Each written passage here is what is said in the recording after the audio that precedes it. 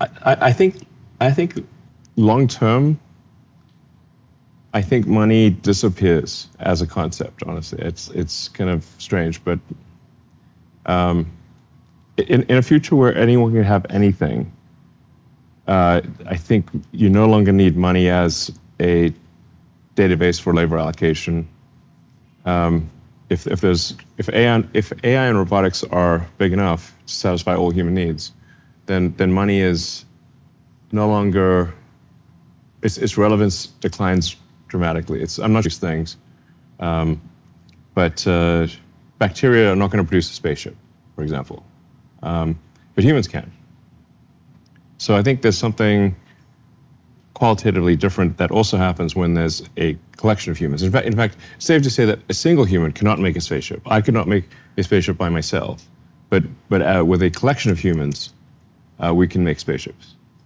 So there's something obviously qualitatively different about a collection of humans. In fact, it would be impossible for me to learn all of the areas of expertise. There wouldn't be enough time in one lifetime to even learn all the things before I was dead.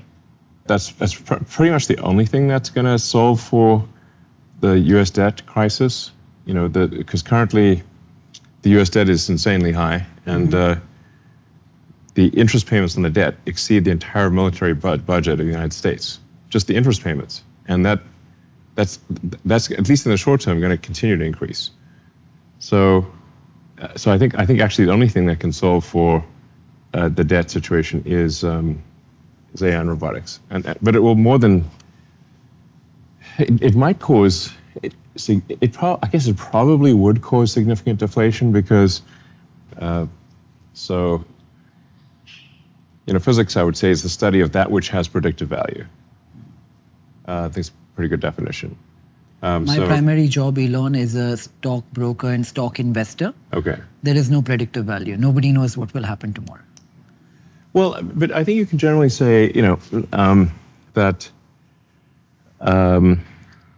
if it's long term for a company, then you can say, like, well, do you like the products or services of that company, and is it likely to? Do you like the product roadmap?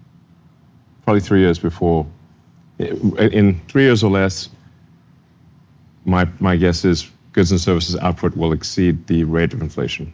Goods and services growth will exceed money supply growth in about 3 years.